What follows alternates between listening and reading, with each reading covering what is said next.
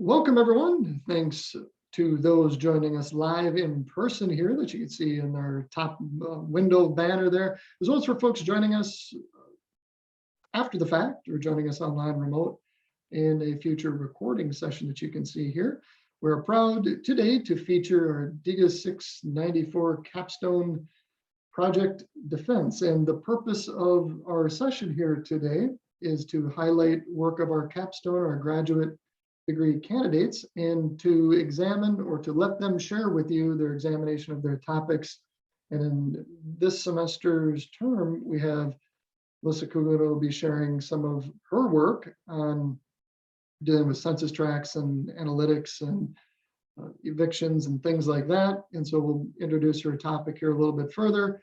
But for all those joining in, the purpose of this session, live session that is to provide comments and commentary back for Alyssa. So what she is seeking here in this opportunity is to garner feedback on what your thoughts, ideas, or suggestions may be to help improve final contributions for her work so that that can be further integrated into the final paper in a few more weeks. So this is ultimately a kind of a polished, rough draft of Alyssa's work. So any thoughts or ideas that you might have, please feel free to relay those either to me or in the Q&A session at the end, at the conclusion of Alyssa's presentation. So with that, my name is John Ebert. I've been at St. Mary's for about 20 years and am I govern or teach the capstone course.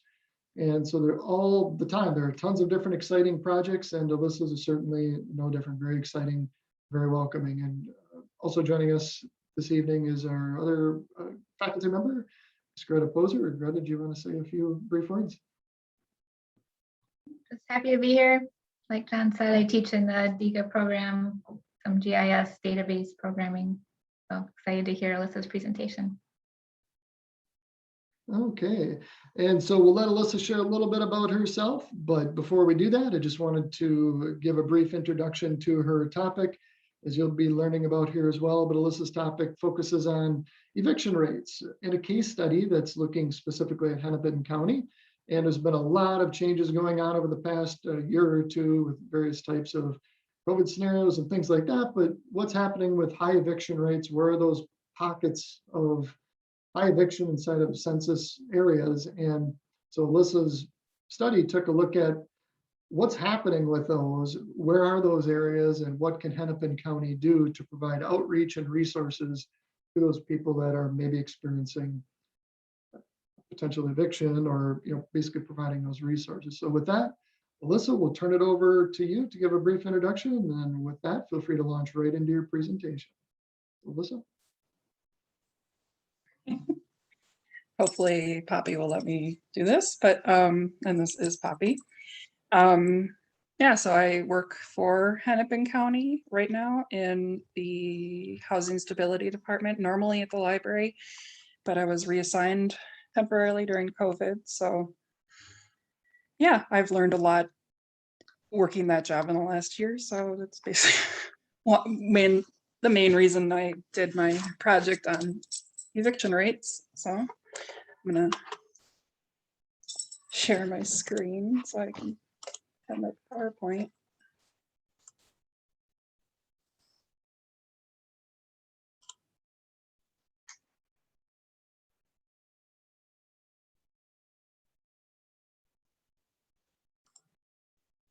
All right, so it's using GIS analysis to define risk factors in high eviction census tracts and exploration of outreach opportunities in Hennepin County.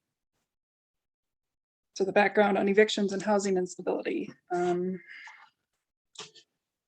Hennepin County is the most populated county in Minnesota, and there are over 6,000 evictions filed every year, with half of those being in Minneapolis. And from 2013 to 2016, about 48% of eviction filings were just in 2 zip codes. And Hennepin County provides financial assistance, but in a study done, only about, or 2/3 of people weren't even aware that it existed. And one of the main goals of, especially in housing stability, is making homelessness rare, brief, and non-recurring by preventing evictions. And so two of the things I kind of focused on in this study, or this project, I guess, were neighborhood instability and residential mobility. And neighborhood instability is defined as, like features of a neighborhood that can potentially increase monetary, social, or emotional value.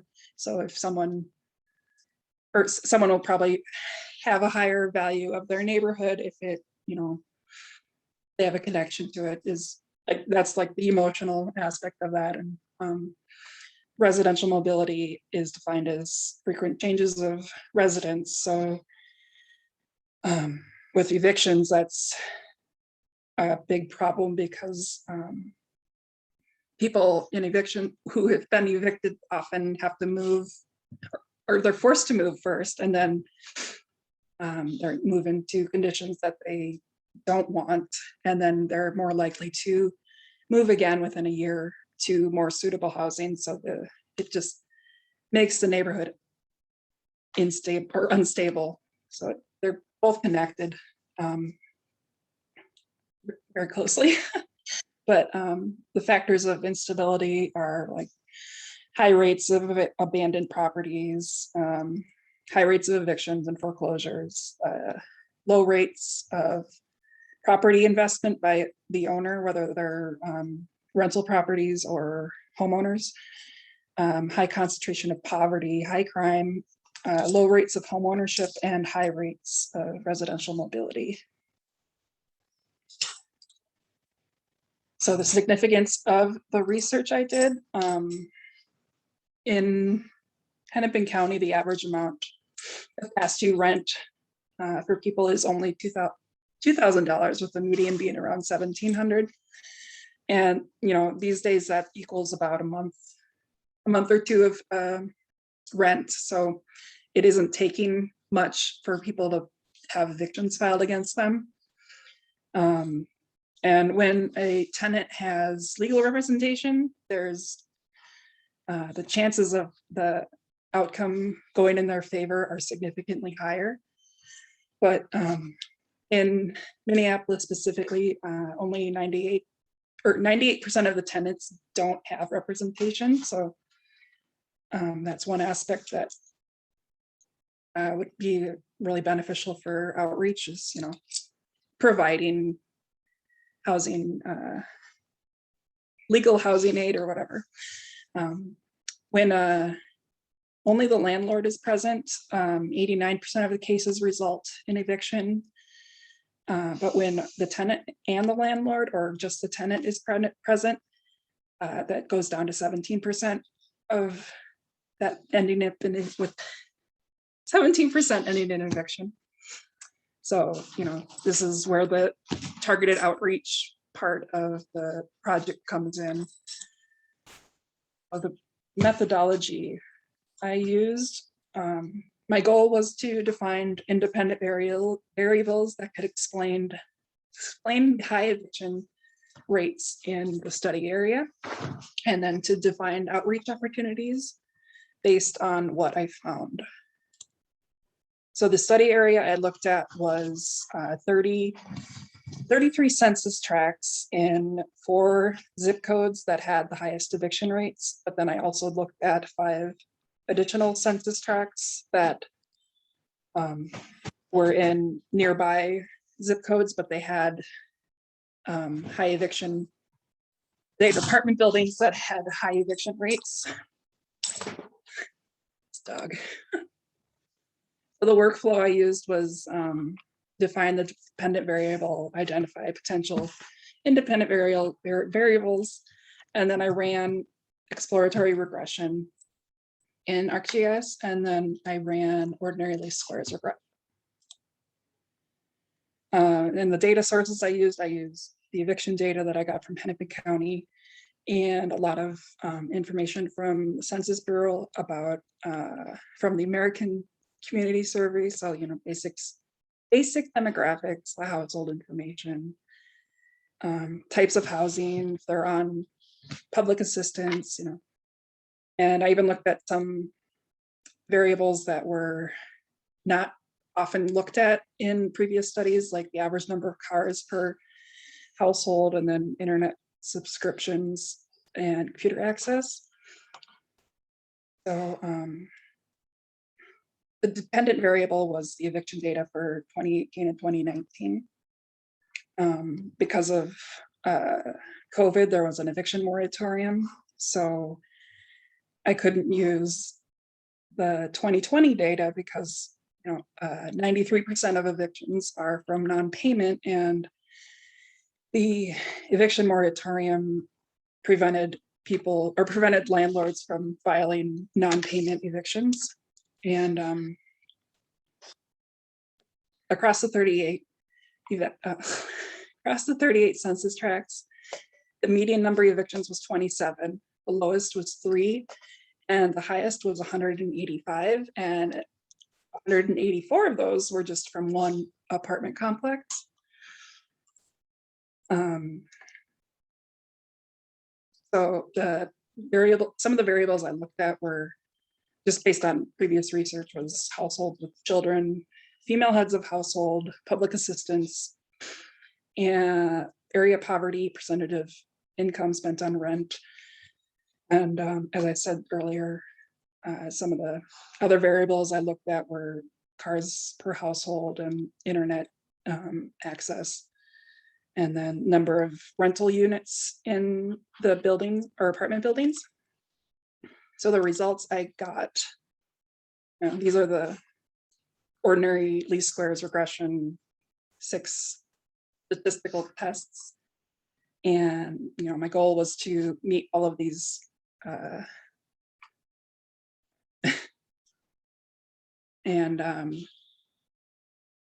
so I used a lot of variables, and I ended up choosing 40, and there was took up a lot of memory on my computer during that, but the best fit model had 5 defining variables, and they were median rent, population of white people, 1 unit attached rental properties, buildings built before 1939, and 1 bedroom rental units.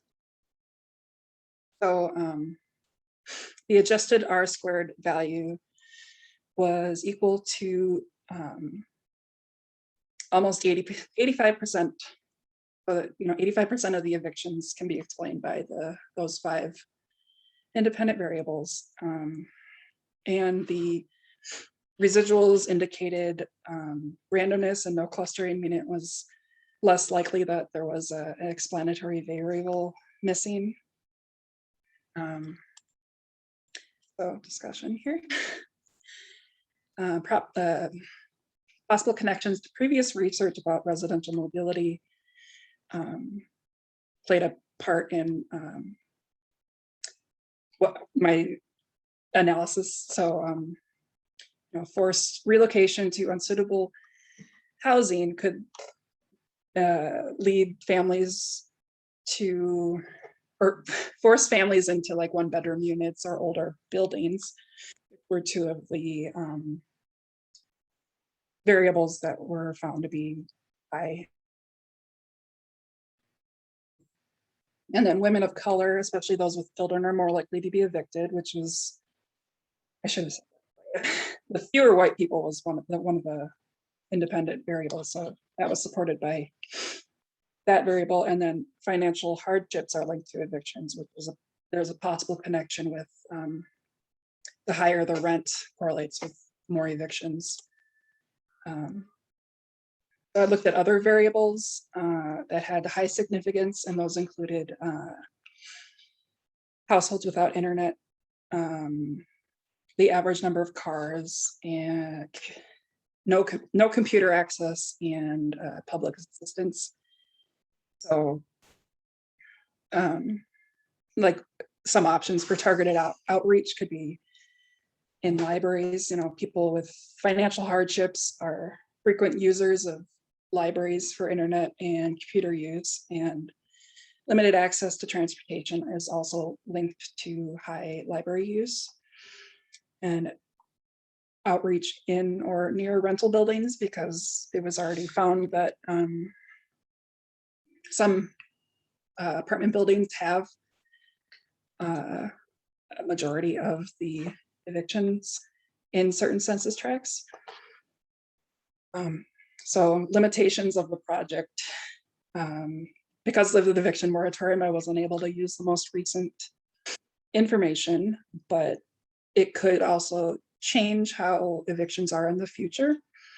But it would also be beneficial to look at how the eviction moratorium benefited people who were facing eviction, because there's such a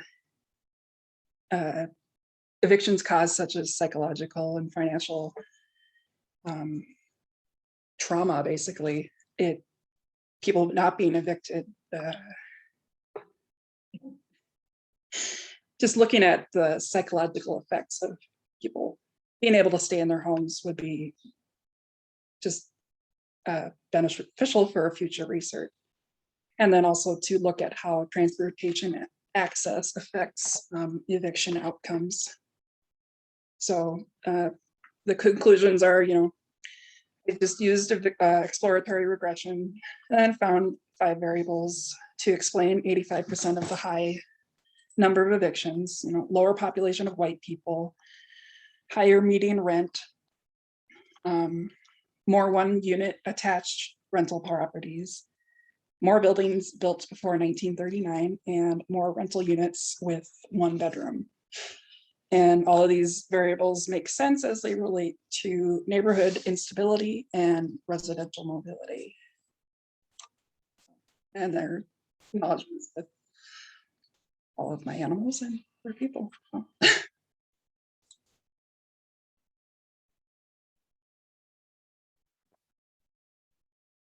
Okay, thank you, Alyssa. And it's always good to see an acknowledgement of our furry friends there too.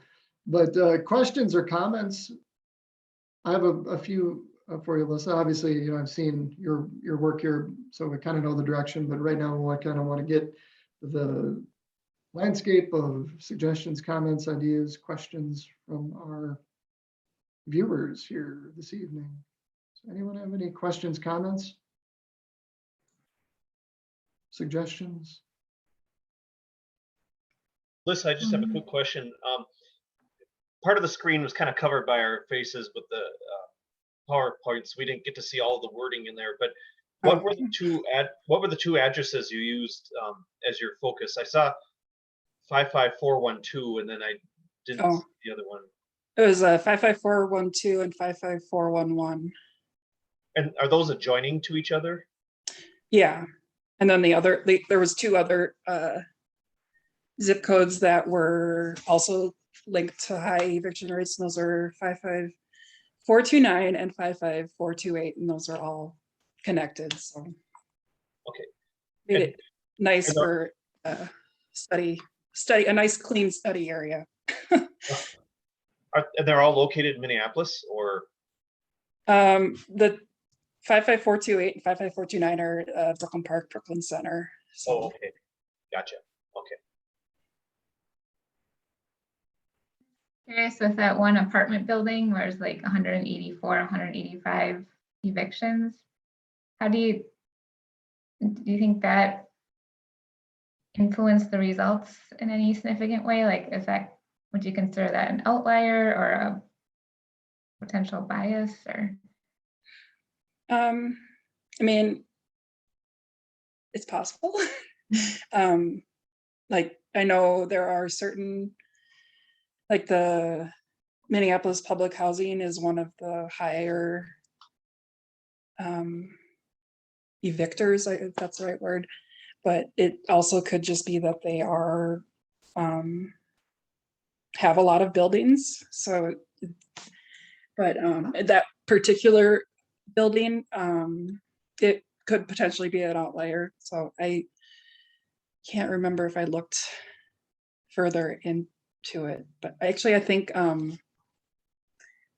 that building, it's actually right by my house, but it changed like management recently, so I think that might play a part in it. So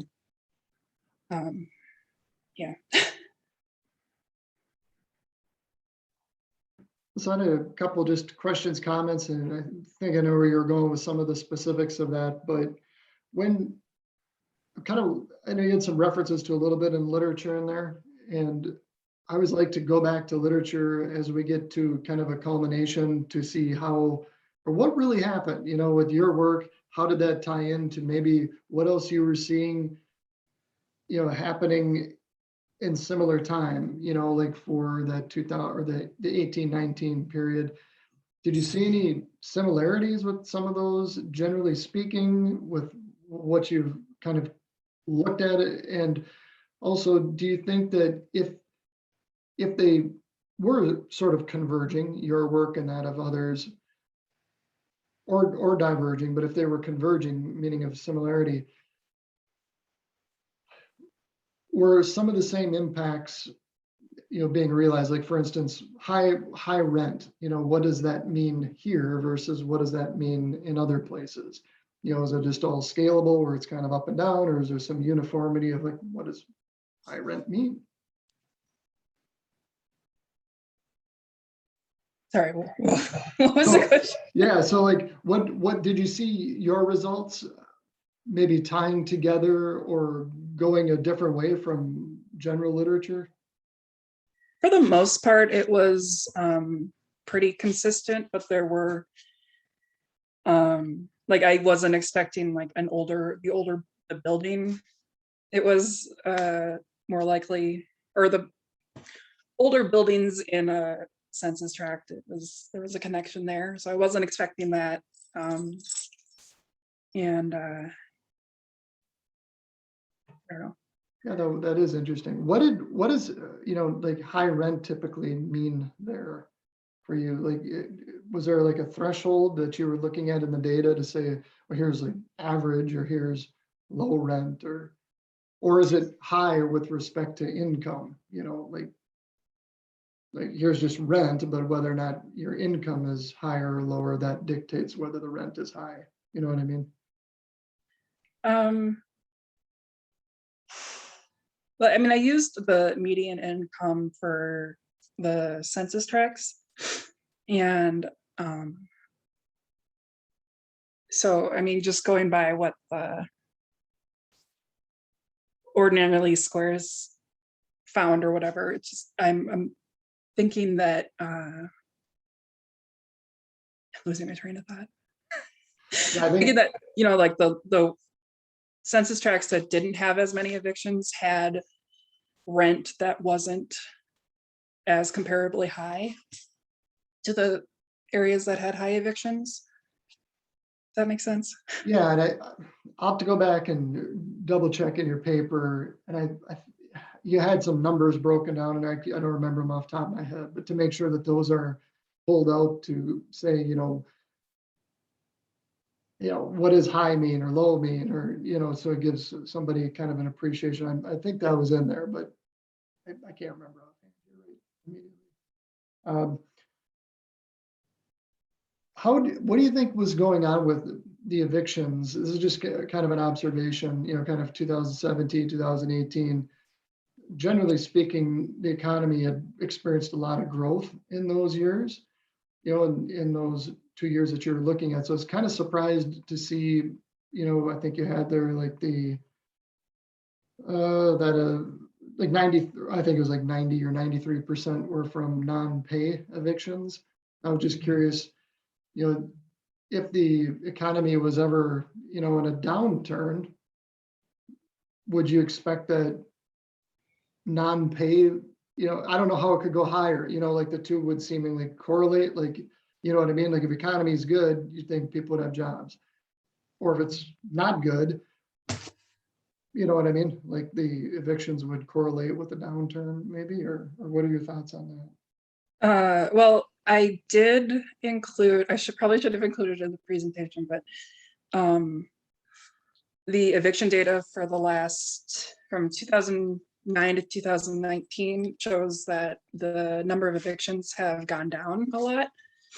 So, you know, it looks like a lot of evictions. I mean, it is a lot of evictions, but it's fewer than it was, you know, like 10 years ago. So, yeah, I don't know.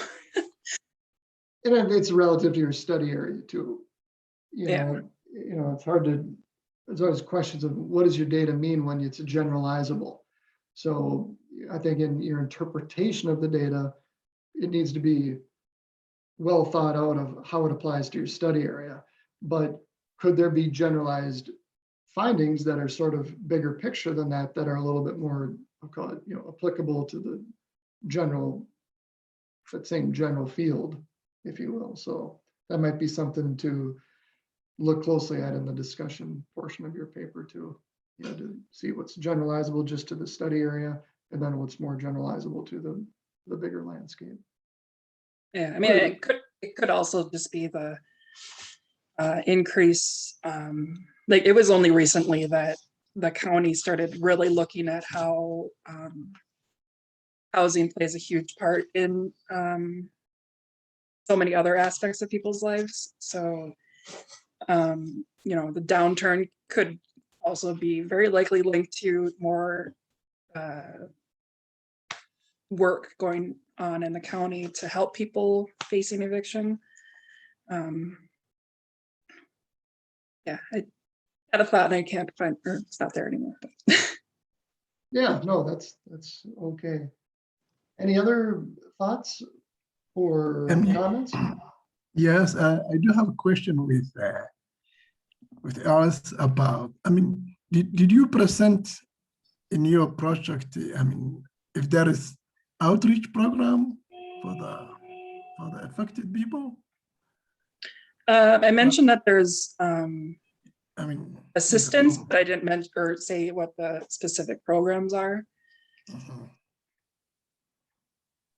I mean, like any organizations that help with people, with affected people. Yeah, it's like the county works with a lot of community providers with that. So I just didn't include that, but.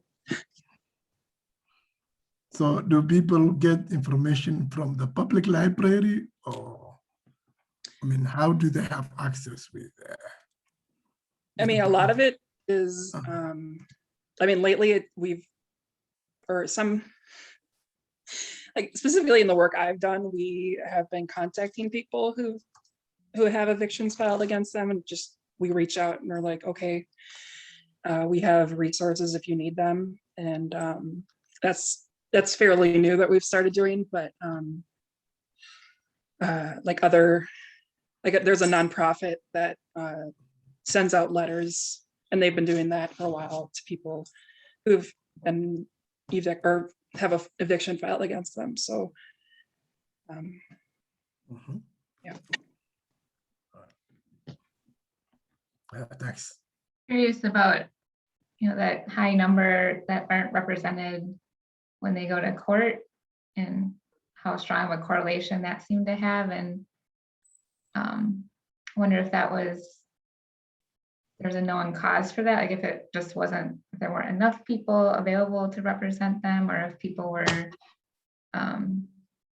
not accepting that help, if there was like I don't know if they have like a public, like my naive understanding is like when you go to court, you're supposed to be able to have someone represent you, even if you can't afford somebody.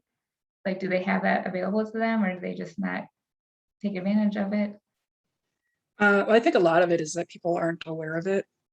And it's like one of the outreach opportunities is, oh, these options are available if you want them or need them. So yeah, so like for like future research, I was suggesting maybe is people's lack of transportation an issue? Like, is someone not showing up to housing court because they don't have access to transportation, or is it something else? You know, so Yeah, it'd be interesting at what factors, like to do another analysis on what variables influence who shows up to court and who shows up with legal representation, and if that's tied to income or transportation, like you said, or language barriers, or yeah. if it's some of the same variables that you found more generally, or if there's different ones. But Yeah. for another day. Another day. Another study, I guess. Yeah. You know, that would be a good, something interesting to put, you know, in, you know, areas for future research, also in your paper. You know, if you want to take kind of either mental note of that, you know, opportunities for future work. You know, that's always a great way to sort of wrap up the culmination of your work by suggesting what else could be done based on what you've learned. Yeah. I just have one question, Alyssa. Did you happen to, like you mentioned the zip codes and the census tracts that you use, but did you happen to look at other zip codes or census tracts as well throughout the county? Or was it pretty much just those 4? I only looked at the 4 zip codes that had the highest eviction rates already. So, you know, it would be interesting to look at how the whole county is different. Especially, I mean, I don't know. Yeah, no, that's fine. I just, yeah. If you just happen to, that's great. If not, that's okay, I guess. I mean, also there's like, I don't know, over 100 some census tracts in Hennepin County. So I was like, oh boy, I gotta cut this down a little bit. So Right. No, I understand. Okay, thank you. So Alyssa, this is great considerations for your discussion.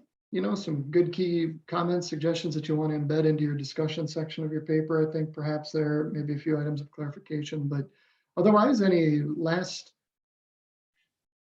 thoughts from anyone? Otherwise, Alyssa, on behalf of the Department of Resource Analysis and the rest of our staff and faculty, and those in attendance here and those joining us later at a future watch recording here, we wish to congratulate you on your initial completion of your capstone research defense here. So everybody gives a little round of applause there for Alyssa to celebrate your successes there. That is great. So really neat study. I think Alyssa will have a few cool things that we can update, you know, to enhance the final product a little bit. And that's the idea of these papers, to get that final input to enhance the final product ultimately. So with that being said, I will go ahead and stop the recording. And again, thank you to all of you who joined in live. And Alyssa, we'll look forward to wrapping this up. So thank you. And John,